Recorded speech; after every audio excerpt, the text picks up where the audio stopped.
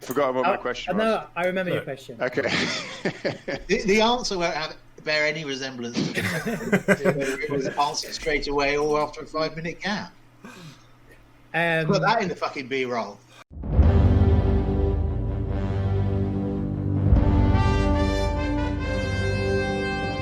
Hello, everyone. Welcome to another episode of Political Dregs. I'm Joel in the host chair again this evening.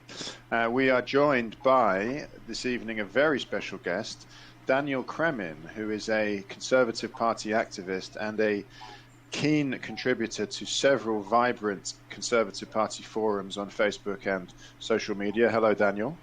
Hi, good to be with you. Great to have you on. We've also got our usual suspects, Hamish Hunter from Hampstead, that's an alliteration, Amir Sajadi from Ealing with his helicopter, and also a Channel 4 superstar, Calvin Robinson. Hello, Calvin. Hello. I don't mind admitting that Daniel Cremin is one of my favourite Conservatives, by the way. Very, very sound. So I'm looking forward to this.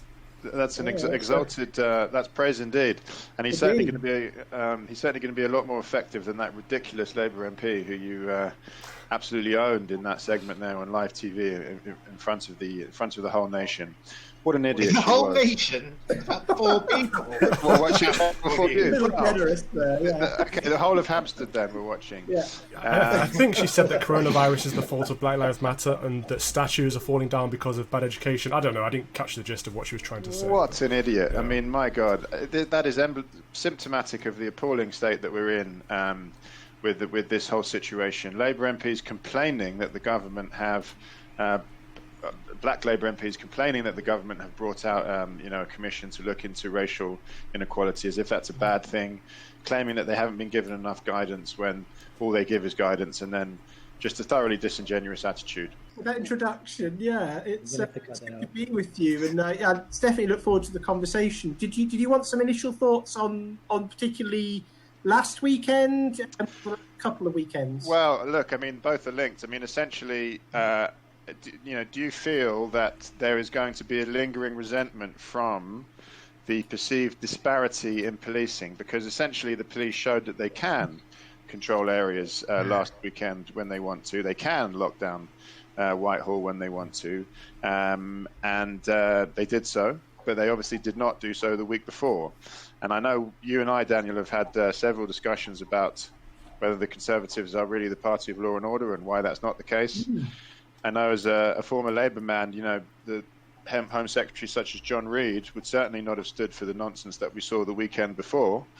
And so where do you think our net result will be? The sort of how will we be viewed, the Conservatives, I say we, not everyone here is a Conservative, as a result of all of the tumultuous events of the last couple of weeks?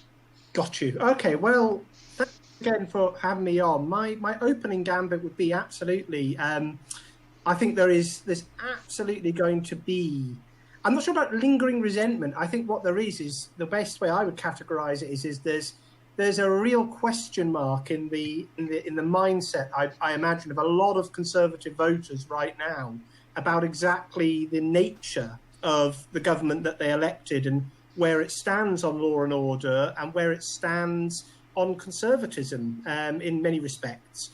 And the reason I say that is, so the first thing I would say, by the way, is I think in regard to the weekend's protests, it was obviously quite a varied picture.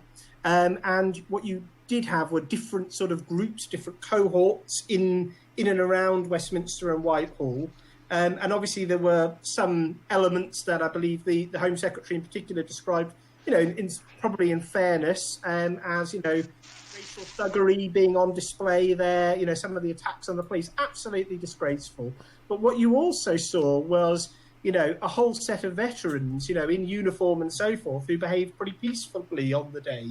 And I don't think that element of it was particularly fairly reported, the fact that actually there was quite a lot of people who weren't, drawn into violence from what I could gather from what was on social media, what was reported. It didn't necessarily come across in the same way as it had the weekend before, where the BBC had been at very great pains to stress largely peaceful protests and Sky News and so forth.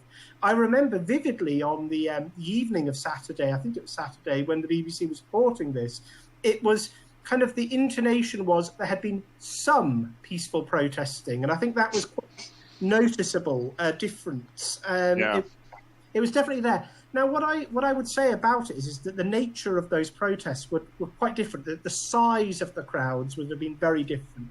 You know, the estimations that they had for the number of protesters in London the week before, around Hyde Park, across something, was much greater number. So there is a factor in terms of the operational policing approach, is the numbers of people.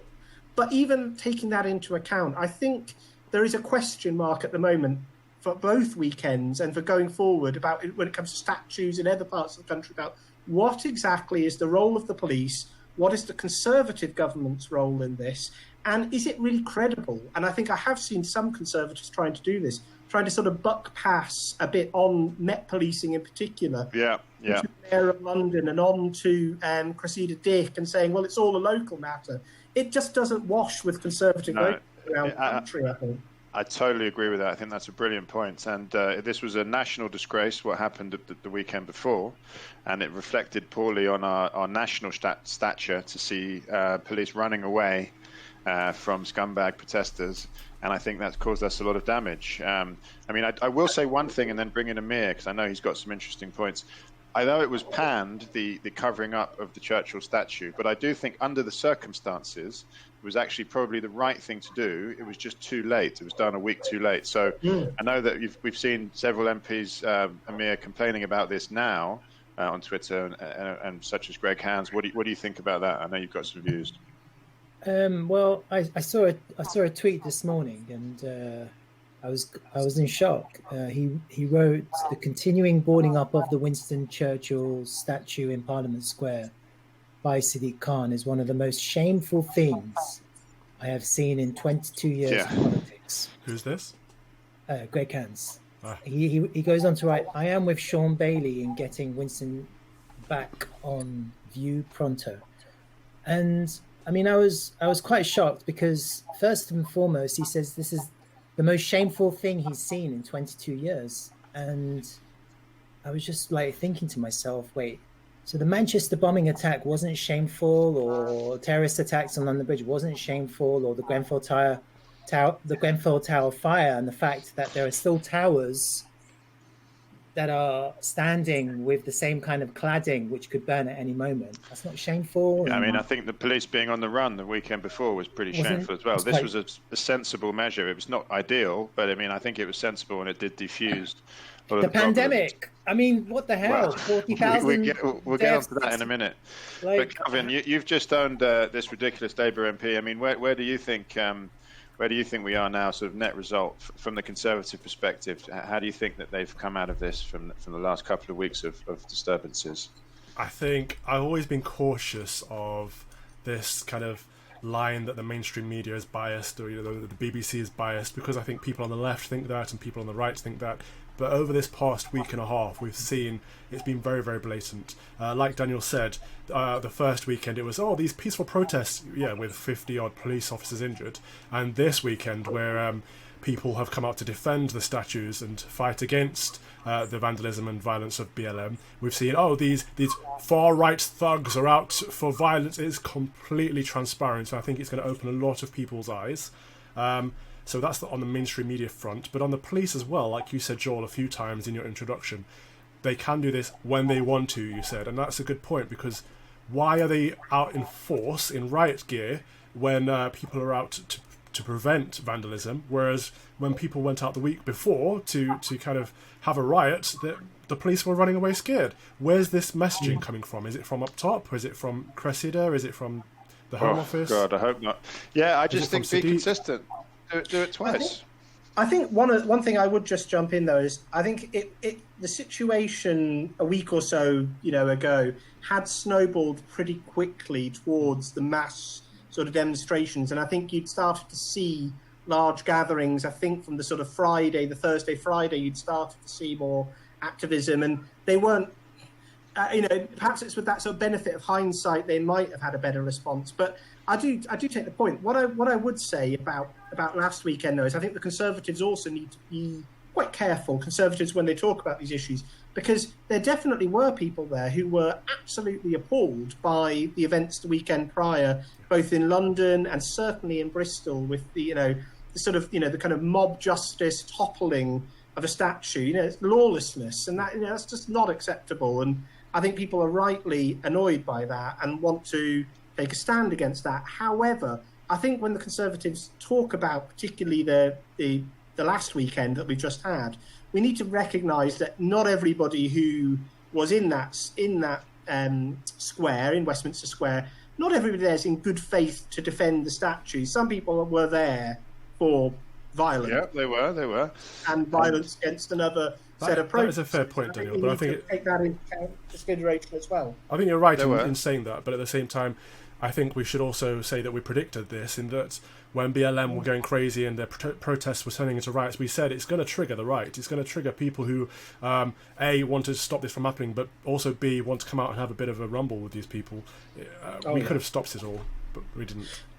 What I would ask, I'd be quite interested to get your thoughts, all of you, about what do you think the political ramifications are of this, in terms of the Conservative perception, voter perception, really, of law and order. And of course, what we have to remember is the Conservative electorate is pretty diverse these days, and we've brought in quite a few voters since 2015. Our electorate has, in 2017 and to an extent in 2019, we've grown the coalition, the electoral coalition of the Conservatives. And the thing that keeps coming back to me is actually, what a lot of those new sort of red wall voters that we've gained over the past two electoral cycles do want is law and order. And they do tend to be quite proud of the country. And I don't think that, this sort of politics of erasure of culture and history is going to wash particularly well with them. But what I think the problem for the Conservatives, I would say, is a lot of people are going on about forensic Keir Starmer and his surge to prominence.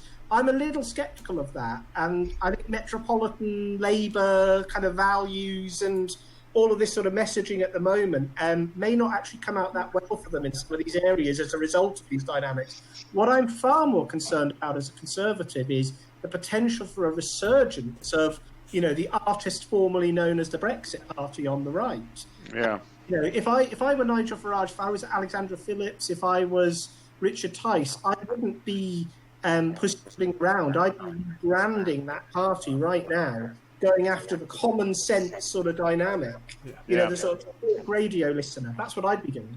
Hamish, as a metropolitan Liberal yourself and a fastidious lawyer as well, what do you think potentially the ramifications will be of, let's say, the magistrates who decided to take into account public opinion in sentencing this lout to 14 days? That seems, as a layperson, a bit of a change that's being, some public opinion is being taken into account in sentencing. Do you think that will fuel sense of resentment amongst these sort of voters that Daniel's talking about, that even the judiciary seems to be making new rules for what they perceive the public would want the sentencing to be? I think Daniel is right that there's been a shift in what people think of as their core political value, and I think it has shifted really from an economic value to a cultural value. I think that sentence of 14 days was ridiculous, partly because with good time he'll serve 7 days, and 7 days in prison, it just seems to be like a waste of time and money, and there are much more effective ways of punishing the crime than sending someone to prison for 7 days. I think that there's a real positive here for the Conservative Party if it just wants to win elections, and let's be honest, the Conservative Party only ever just wants to win elections, which is that most people, 90% of people, are going to look at some of this sort of culture wars discourse and be completely baffled by it. They're going to be completely baffled by the idea that Churchill is anything but a hero, and completely baffled by this idea that we need to look at all our statues and work out which ones are it is having up is almost an act of violence at people. They just kind of complete disconnect. And actually, the Labour Party has been quite clever at not pandering straight to that. You could see under Jeremy Corbyn, it would be, let's have statues up to Maya Angelou and Chinua Achebe, and let's tear down every old white man, and that would absolutely play into the Conservative hands. And there's a reason why Boris Johnson wrote an article for the Telegraph about the Churchill statue, and actually when David Lammy said on the Today programme on Monday morning that the Conservative Party were the only ones talking about statues, he's kind of right. And the reason they're doing that is because they know it's a vote winner. The depressing thing for people like me, who, as you say, are metropolitan liberals, is that it's a Conservative Party that is tacking very much to that cultural vote, which is socially conservative and is not socially liberal, and is actually pretty left-wing economically as well, rather than liberal economically. So I think we might end up with a position where it's sort of weird, really. Theresa May, everything that she sort of wanted to do with her Nick Timothy manifesto, which she completely sort of cocked up, is now weirdly happening under Boris. The red wall sort of was blown away under Boris when it was supposed to be under Theresa, and sort of Theresa's horrible mix of big statism and let's have workers on boards of things. That seems to be where the Conservative Party is going now. And I briefly got I like Boris on an individual level. I like his style of politics, and I like his way of doing things. But if the Conservative Party goes this way, then I will struggle to vote for it again, because whilst it is electorally good for all this sort of cultural stuff, actually, we've got a huge problem in this country at the moment, which is that in April we lost a fifth of our economy in a month. Bit of a problem, Getting rid of any fucking statue is going to bring back 20 percentage points of GDP. That's the real issue that we've got right now. Not there's a fucking statue to someone who's a bit morally dubious on the end of the road.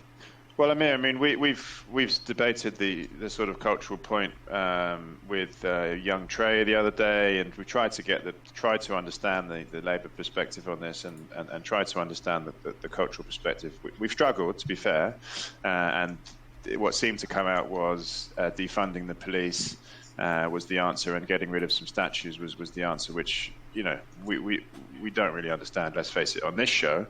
Others may. But where do you think this leaves the Lib Dems, Amir? I know because you're a recovering Lib Dem yourself. I mean, does it not seem like Sakir and the likes of that ridiculous MP are trying to sort of occupy that sort of woke ground? Where would that even leave the Lib Dems? Do they even exist if this is the new dividing line? Well, it seems to me that the Lib Dems are playing a very dangerous game, because they're not actually attacking the issues. They're just following this BLM crowd because they think maybe it's a vote winner. I don't know why, but they've kind of swung left a little bit. And despite the BLM agenda being quite obvious, because we saw it on their own website, their fundraising website, where they're trying to dismantle capitalism, and they're also trying to defund the police. No one even really knows what that fucking means. But I mean, we tried to figure it out. Yeah, we didn't quite understand, especially in this context of this economy where the government's borrowing billions and billions of pounds. It absolutely makes no sense to defund the police when there's so much money flying around. Let's just give them what they want or what they need, and let's get on with it. And if it means allocating money into communities and whatever he was talking about, go and watch the video, then problem solved. So really, I think it's a game that they're playing. And the Lib Dems, unfortunately, are also getting transfixed by this transgender argument debate. And I still don't understand what's going on. Like, no one has that. On that. I posted the... Huh? On that, though, on the trans debate, I think the Tories are doing things culturally, or in the culture wars, while we've had all this nonsense going on with BLM, the PM scrapped the gender change plan that would make it really easy for people to self-identify and get their birth certificate changed, all that. That's gone. Women's spaces are protected. Conversion therapy has been banned. So the Conservatives are making movements on this cultural war. It's just not grabbing headlines because people are busy throwing paint at trophies. But frankly, Can I just jump in on one thought for Hamish as well? So Hamish, I think, describes himself as sort of a metropolitan liberal conservative. Well, I was described pejoratively as a metro liberal, but yeah, no, I'm a liberal. I'm a liberal conservative. Well, as a suburban classical liberal conservative, what I would say is conservative wars are neither massively socially liberal or massively socially conservative. I think there's a big block of voters, particularly in the Conservatives, who are pretty socially moderate for the most part. Socially moderate isn't a term used enough, but it actually describes the British populace, and they tend to be quite meritocratic in their views about society, quite comfortable with other people's personal lifestyle choices within reasonable parameters. What the British people don't like is people sort of inhibiting their economic freedom, their social freedom, and sort of, policing what other people say and think about, issues. And I think that's what's playing out a bit. And the comment I would give really is, in these culture wars, there are no civilians. There are no bystanders. You might not be interested in the culture wars, but the culture wars are interested in you, interested in what you care about, and interested in how you express yourself. Whether you like it or not, at some stage, everybody on this podcast will be problematic to somebody else. Oh, so, you're completely right. As we're recording, I literally just got a tweet saying, Calvin, you spoke like a white Tory. Do you have no shame talking about the Channel 4 interview? This is the left thinking that they own BMEs. I'm problematic for their cultural narrative. I think you've got to have a thicker skin about these things as Conservatives and say that we're not going to get all voters to accept, the idea that a 21st century Conservative Party is going to represent them. And I think the Conservatives are causing this problem. I was a liberal Conservative myself. The older I got, the more I kind of realised there's no point in trying to do it. The Conservatives want this to happen because it diverts attention from from the pandemic. They know they fucked up. They know they've messed up, and whether get your tin hat ready. And so right now, especially going back to the tweet with Greg Hans, he can happily tweet away and create a culture war. They're feeding the culture war. Yeah, it's an easy issue because I agree with the sentiment about what Red Wall voters want. We have a new coalition now, but they also want to see some action and delivery. So, we want to see more right-wing policies. And I think it's been a disappointment that a theme I keep going on about, that we have supposedly very right-wing Home Secretary, but then we have this raging disorder. So I'm not a conspiracy theorist, Amir is, but you could almost think that this was done deliberately to sort of stoke this up further. I don't think that. Of course it was done deliberately. Purely incompetence, but 100% political. 100% political. But the fucking guy was burning the British flag at the cenotaph. I mean, how is that not political? The police watched him do it. How is that? How is that not? I do not think that's a reflection, possibly, though, of what I think was very much manifestly on display. Was particularly, and I think this comes from the Met leadership to some extent, a reluctance to be seen to go in heavy-handed in highly charged times. That is something that's not something I don't believe coming from the home. I believe it's something that's become ingrained in policing culture over a very long period of time. And what I would say, though, to be fair to Amir in terms of one point, what I think, if you're Matt Hancock, you must be absolutely delighted about all of the protests and statue toppling, because his own career was in threat of being toppled over an absolutely disastrous tracing and testing system. Suddenly, political attention completely diverted from that. Also, the Conservatives, they're facing some pretty grisly economic figures, and there's going to be some, concern from employers about Sybil's and the coronavirus job retention scheme. All of that completely pushed off the pages of the papers. Broadcast Newsnight, everybody's forgotten the economic and the pandemic context because everybody wants to play at the culture wars. So if you're the Conservatives, and you're basically, at the moment, you're holding your fire and you're picking your battles to focus on the things that matter, like Churchill's statue to the voters, to the Conservative voters, What you're able to do, actually, as the Conservatives, is not take a position actually on things like, for example, Sir Thomas Guy's statue over at Guy's Hospital, or Baden-Powell, down at, Bournemouth and Poole, that sort of, they're being very clever in terms of how they position it. And, the Conservatives at the moment, what a lot of Conservative Party members, I'm not sure voters are going to be saying is, well, what's your view on those matters? Conservative Party members are getting quite upset about all of this. But again, is Britain Twitter? I'm not sure it is. I don't think everybody feels as intensely the statue toppling and so forth as the kind of people we encounter on social media on both the left and the right. But I do think that, the Conservatives quite rightly hone in on Churchill, because they know that that's a figure where, the vast majority of people from all social characteristics would look at you and say, what? You think Churchill's a problematic figure? Should be removed and put in a museum? It's crazy. I think you're right on the Twitter aspect, that Twitter isn't the nation. That's very true. But people do care about the statue issue. Look at what's happening in Poole. Just normal residents coming out to protect normal statues because they don't want nutters and thugs tearing them down or graffitiing them. Sorry, Hamish, you were going to say. Well, no, I was just saying, having been to Poole, I don't think I've ever met anyone that might be classed as a normal resident. Look, Joel is our hang 'em and flog 'em Tory on this podcast. Yep. And, what he wants, basically, is the Home Secretary to be down on the street directing police operations and telling them who to shoot, which is obviously horrific. And it shouldn't, there should be a complete operational gulf between the Home Secretary and the police. Now, I don't actually think that both weekends have been that bad. I think that things got out of hand, but actually... Ask the 47, 50 officers who've been badly injured. Ask the police officer who had a punctured lung after the mob attacked the horses with bikes. I would say that's quite a staggering statement. It was a disgrace what happened the week before. They lost control.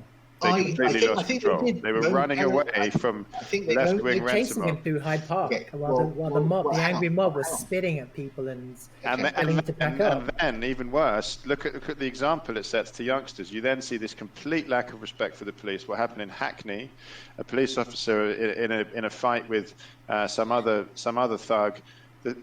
Two teenage boys start kicking the police officer in the head. The first thing they think is zero respect for the police. That is a long-term structural problem to this country that can cause enormous problems. So, yes, I am a hang 'em and flog 'em Conservative, very proud to be, because we seem to have, we have a parliamentary majority, we have that institution, but we seem to be losing all the other institutions in the country. What you're asking for, what you seem to be asking for, is a sort of the police to be the sort of armed citizen militia of the government, which is not something that I would ever want to see, whoever was in government. And actually, whilst there were moments where on both protests where I think the police would say, yes, we did not have that fully under control, it did not spiral out into a situation that we have seen in other countries, in the United States at the moment, in France with the Gilets jaunes. It was bad, it was messy, there were people that absolutely got injured, and that is poor, but let's not blow this out of all proportion. And I think the police should be given an amount of discretion about how they deal with things. And just because we've seen a clip of some police officers giving some ground, I don't think that means that it's a national disgrace.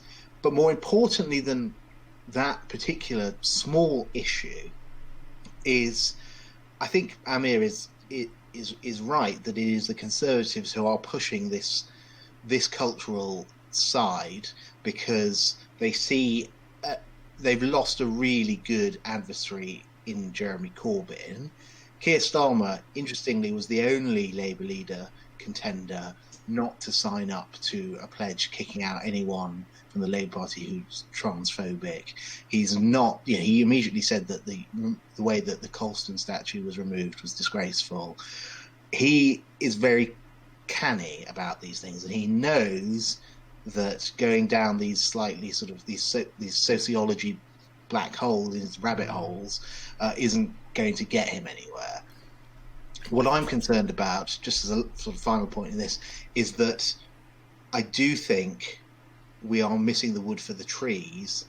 This is not about a particular statue here or there. It's not about, we don't have respect for the police or whatever. This is about what people care about in this country now, and they care about their identity, their values, whether they're global or national, those sorts of things. It's a complete difference from politics of 10 years ago. You know, can I think that's right. All I would say is I still would tend to agree with Joel that the pictures that we saw, the footage that's been played out, and the casual disrespect. So I think the violence against the police officer in Hackney is one thing. It's the teenagers running over to take selfies and to sort of, dance around jovially as a police officer is being assaulted with a baseball bat. That is absolutely the sort of thing that fuels the rise of extreme politics on the right, when that sort of thing goes viral. And we should be very concerned about that, and that casual disrespect and that joviality about seeing, public order being completely trounced, police officers being just assaulted, Just highlight another issue as well. All of it's wrong. All of that's wrong. And I also don't think the Conservatives are on the offensive with the culture war stuff. I think the Conservatives are being pummeled from all sides at the moment, because if you look at the media, it's the media driving this constantly, and media almost trying to incite some of this stuff. So just before those protests turned violent, what I saw was the BBC publish a news article on Twitter that said Churchill's statue may have to be moved to a museum. And all it was a pulp piece, an opinion ventured, a short quote by a granddaughter, one of the Soames people, basically saying, I don't think it would be a good idea, but, the way things are going, they might need to move it to a museum. Now, immediately, the way that they put that headline out, it mobilises people. And that went viral. And Tories were up in arms. And I imagine that went viral around that sort of place. And it's feeding into a narrative. And what I'm seeing constantly with Newsnight and with others is a framing of politics, editorialisation, and sort of framing things in a very divisive way. So the Conservatives can't really not have an opinion about lawlessness. I completely agree with everything that you have said, and I don't have any truck with assaulting a police officer, disrespecting a police officer. I think I'm a little bit more sort of pragmatic and realistic. But let me just be very clear about where I stand. If there is any suggestion that Winston Churchill statue or Disraeli statue or Gladstone statue or Peel statue or Queen Victoria statue or any of these statues that aren't of people who are basically fundamentally bad people like slave traders, any suggestion that these people are going to be, these statues are going to be taken down, even by some diversity commission, they will have to get through me first.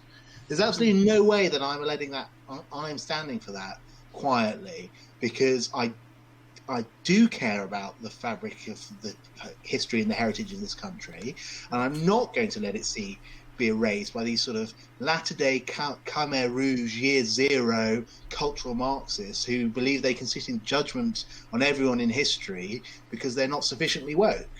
It's good to hear you say that, Hamish, because the thing that I find funny about this podcast is sometimes it makes you look like a complete wet, and you're absolutely not. It's just that Joel is so far, and sometimes I'm so far to the right. On this topic, so far to the right. Not too far, just the right amount. Just on a the related right topic, I want to ask Daniel's opinion on Nick Cohen in The Spectator talked about the Red Wall, saying that people in that area are opposed to a no-deal Brexit. So moving away from the statues and stuff over towards Brexit, but Yeah. So one of the things about me that you may or may not know is I'm actually an ex-Labour Party member, and I spent close to 8 years in the Labour Party between sort of 2003 and 2011. And in particular, I was sort of based up in the Northwest when I was at university, and I did some, sort of brief kind of campaign volunteering around, and I worked very briefly with the regional Labour Party during the 2005 election. And the one thing I would say about the Labour electorate up there it's actually very diverse. You know, if you go to where I was, Lancaster, it's a very sort of graduate, city-orientated electorate. You know, the Greens were a political force up there on the council, you know, because of the sheer number of graduates who'd stayed there and done quite well, you know. But, you know, there are other towns, you know, particularly sort of post-industrial sort of towns in around sort of Chorley, all that sort of area, Bolton, which have got very different views, very different outlooks. They're much more culturally, I wouldn't say they're desperately socially conservative, but they're much more, you know, that sort of British patriotism, that sort of dislike of the European Union. It's much more ingrained, and that sort of sense of pride, you know. I mean, I as I say, I'm sort of suburban, sort of classical liberal, ex-New Labour. I wince at when I things like buy British, boycott, you know, EU goods. I tend to personally wince at that if somebody follows me with a campaign thing like that in their Twitter feed. But, you know, to some of those voters, there is that sort of sense of real pride in the country and no great fear of the economic repercussions. Because in some cases, you know, they're either self-employed, they may be retired, some of those voters who've backed us. They're not as concerned, possibly, as younger people living in cities who have a different cultural and political outlook on the European Union. Yeah. And by the way, I should just say that Euroscepticism has, you know, a long, if not slightly bizarre, history in this country. But what we've seen since the referendum is sort of what one DUP MP referred to as devilish trident wielding Euro fanaticism. All of this sort of dressing up in the European flag, dancing about, all of that sort of slightly, you know, dispossessed, never possessed people. This is all post the referendum. It's all very new stuff. So, you know, it doesn't surprise me what you're saying. And, you know, someone who, you know, for the first half of their childhood grew up in Yorkshire, you know, and his your family still live up there, and I see them. And I know you know these people. They're decent people. They are what the BBC media elite sneeringly refer to as Middle England, but they are the backbone of this country. And the idea, just to sort of tie back to what Calvin originally asked, you know, for a change, you know, let's make sure you're trying to address the question. But indeed, I think any prospect of, you know, the transition period being extended. I mean, if anybody, and I noticed that, you know, Layla Moran MP, who's apparently a Liberal Democrat, she's the one that used to beat her boyfriend and is now pansexual, said, "Oh well, you know, it should be extended." Obviously, it's like any politician who has lived through the past 4 years, around the, I don't know, 4 or 5 times this country has voted to leave the European Union, and now in summer of 2019 thinks that thinks that we should, you know, have more further delay, clearly is fucking mental as far as I'm concerned. Well, no, I mean it's narrowing down on a particular core segment of the electorate who is, you know, extremely. They're going to have a deal, though. I don't think we're going to well, deal without a deal. Well, we've predicted no deal before. Actually, that would be one just to get Daniel's view on. We like to make predictions here. So we've said no deal is a tangible win because, well, I've said it anyway. So yeah. The royal we. You backed Theresa May's deal. I did, but I voted leave as well. And we would have left. I remember a few spats, Joel, between us over that. We did. I did, and it was the right thing to do. I was a Remainer in 2016, and the way I described myself at the time. An unromantic, not a reluctant, because I never really thought seriously about voting leave, but I was an unromantic Remainer in 2016, and I think people underestimate the number of relievers there actually were in that migration between 2017 and 2019. I mean, I was already a Conservative, but the Conservatives were very, very good at holding intact their electorate after 2017, after 2015, I should say, really, through the EU referendum up to there. And in terms of, I agree, I absolutely would accept that there is no great groundswell now, certainly in the centre of British politics or on the centre-right, for an extension period. And I think that fear, I think the media itself has adjusted the dynamics. I think reluctantly some of them have accepted that it's not going to happen. There's no point in sort of banging on constantly about the extension period. Even the CBI's dynamic on this has changed. The language is we can't afford more uncertainty and delay. We need certainty. And so my honest feeling is that we'll get one of two outcomes. We'll either get some serious ground given, possibly by the British on fisheries and possibly by the Europeans on the level playing field, and we'll get, what you might call the Canadian-style deal with, a few things like fisheries and, Horizon Europe participation tacked on. Or you do end up going WTO, an Australian-style trade deal, you might call it, with a few extra bits maybe put on, UK participation in Horizon Europe in return for some limited fishery rights, something like that. And what I think is going to be very important is how the economic dynamics play out, particularly in the Eurozone over the next 18 months. Yeah. And I think the UK government, I think David Frost, Michael Gove, Dominic Raab, who are the key people around Boris Johnson on this, I think they're expecting that the EU is going to end up in a pretty bad political and economic crisis and may need to go back to the table for a free trade agreement, even if they say no this summer and even if we go WTO. And I think it's baked in as well, because we are going to be facing quite a nasty recession. And I think, supply chain resilience is already the top of the agenda for a lot of international, sort of importers, people who rely on their supply chain. They'll be looking at supply chain resilience already. So I think it's kind of baked in to a certain extent. So I think, I personally think, unless something really radical happens, we probably will go WTO at the end. But look, we're fucked already, aren't we, with coronavirus? So we're going to have to rebuild from there. So we may as well rebuild from a WTO point of view. I went to Westfield today and it was quite busy, actually. Yeah, I hope everyone went to a non-essential shop today and bought something. A garden centre. I went to a laundrette. There you go. I went into church today for the first time in 3 months. And it was fantastic. That's good. That's my destination tomorrow. Yeah. Good man. Okay, good. So we've got the win for the Red Wall then, which no deal will represent. As I said, I mean, if these things are not delivered, then there is a risk, which I think Daniel intimated at, that if these voters do not see enough of a transactional return on their investment in a Tory, in voting Conservative, then enough of them could chip away in a new party or a UKIP relaunched party, that actually the bitter irony would be that would deliver a secure government, of course, isn't it? So that's really what we need to avoid, Calvin, isn't it? It is indeed, sure. Good. 4 years is a long way away. Yeah, it's a hell of a long way. But they need to start delivering something. So I think no deal is one thing that would placate a lot of people, most people on this podcast included in that. The man who backed Theresa May. We would have been out of the EU. And I struggle to believe that any element of that Theresa May deal, had it been around now, would have been materially different at all to what we're currently talking about, and it would have, of course, kept Northern Ireland. Not that I want to do a show about defending Theresa May's deal, of course. And there's a new Irish government announced today. Huh? Yeah. I didn't know Ireland had a government in the first place. Oh, okay.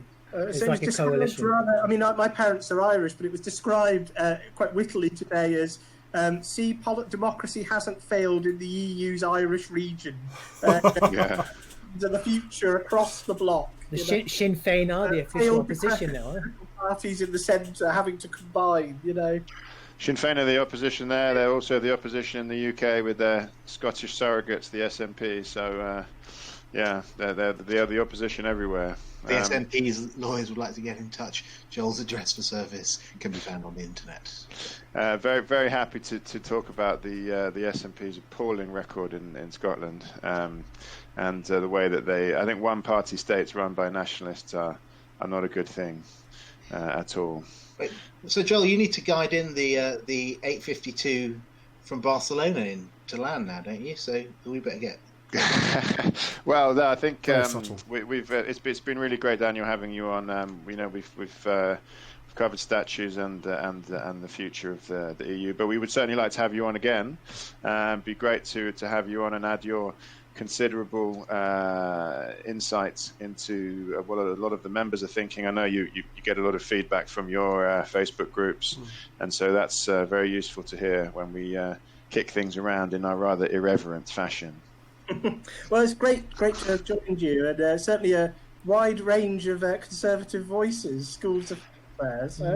Bit of a tour de force around the country. One nation conservatism, you might say. Yeah. Steady on. We're abroad. I think Amir's a member of Amir's a member of Plaid Cymru now, isn't he? Very good. Well, no, thanks a lot, Daniel. Yeah, and we'll be great to catch up with you again. Okay, great. Thank you. Cheers, Daniel. Thanks. Okay, well, thanks very much, everyone, for watching. It was great to have Daniel on. I've been Joel. This has been another episode of Political Dregs. Please do watch, subscribe, share, retweet, wherever possible. And most importantly, please make sure you subscribe to our YouTube channel and join the growing community of Dregs fans. Have you got Breaker 912 coming in. I was going to say, you got to get back to asking people if they've been injured in the workplace or something, Joel. Did you have an accident that wasn't your fault? Is that robotic? We can give you compensation. This does the job, though, doesn't it? To be fair, it does the job. No, it's really good.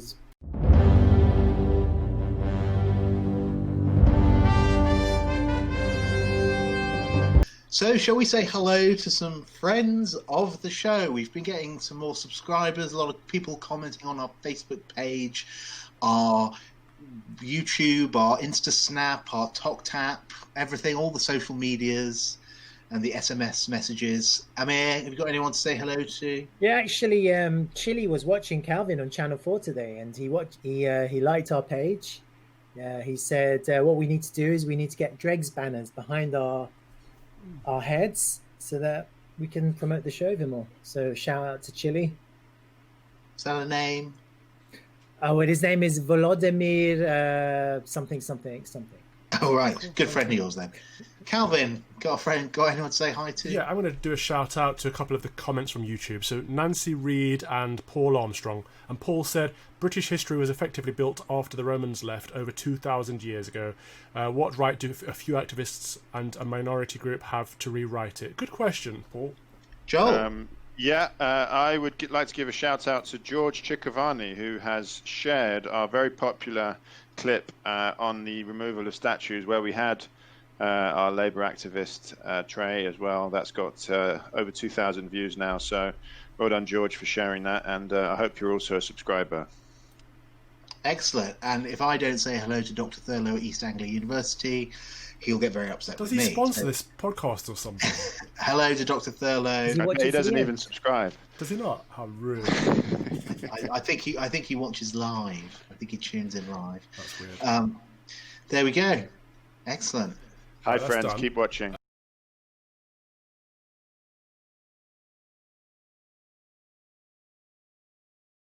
But anyway, we'll come straight into Daniel. Daniel, what are your views currently on the political situation? Coming in straight into Daniel. Was that a phrasing issue? Come on, Hamish. We're not 12. Hamish, Daniel and I are both. Can I jump in? Yeah. Let's start that again.